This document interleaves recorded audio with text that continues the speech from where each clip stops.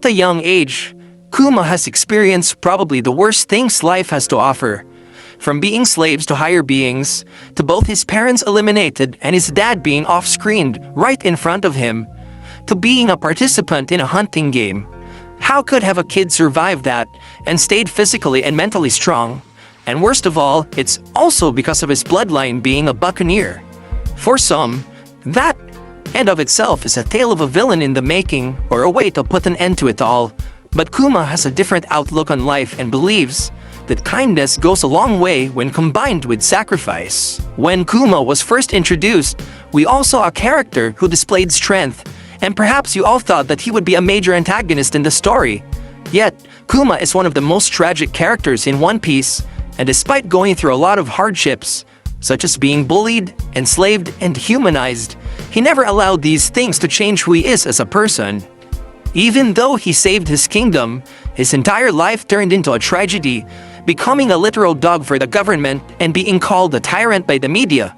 What sets Kuma apart from everyone else, though, is that he never wavered in his mercy in spite of his difficult life. He did it to protect the people he loves, especially Bonnie, even after being deprived of his will to live by the elder Saturn. Even though we didn't know much about him at that time, we could tell that he had a good heart, even when he was protecting the Thousand Sunny. Is it wrong to be kind despite suffering? Some might think that this is a weakness if you're ever at your limit already, but no, Kuma used kindness as a weapon to fight the illnesses of this world. He is selfless. He chose to carry the burden rather than handing it out to other people.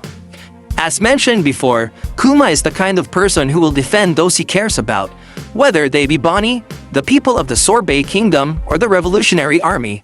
Even though it meant losing his freedom and being unable to go on adventures with his daughter, his sense of duty always drives his fatherly love for her. The fact that he allowed Vegapunk to turn him into a literal weapon so that his daughter can just be cured of her disease. And you know what's the worst part? He's not even the biological father of Bonnie, but he still wanted to do it. His selflessness is on another level. Let me ask you guys this. Where do you think evil is born from? Is it born from greed? Is it born from jealousy? Is it born from revenge? Yes, you might be right, but look at it this way. Kuma never had any of those traits I just mentioned. Kuma also is the type of person whose fate in himself and in others is not lost so easily, and that's one of the main reasons he stayed as a good person. The fact that he sent Luffy's crew to faraway places just to get them ready for the new world and putting hope in the upcoming generation already says a lot. He did not only believe in himself, but he also believed in the dreams of other people, even if it meant not being able to achieve his own. If other people were in Kuma's place, they would have gone the other way, and be led to the negative aspects of life and succumbed to the worst versions of this world. But cynicism is a big no-no for Kuma. He saw worth in other people and decided to preserve that for the future.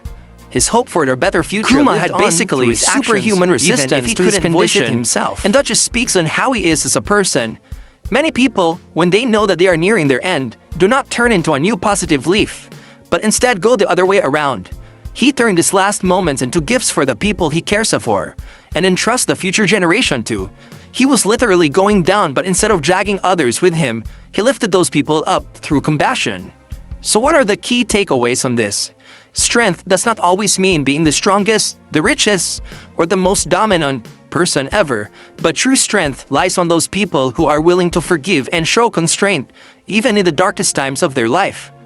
Life literally pushed this man on the edge, but he never even considered about turning into a villain. Kuma's actions tells you about a man who values his life more than any other thing. Instead of getting revenge, he chose to forgive. Kuma taught us that pain and betrayal does not necessarily have to poison the heart, but it can be the factor that makes love grow. Kuma's story is the epitome of hope. No matter how cruel the world is, the small acts of kindness goes a long way.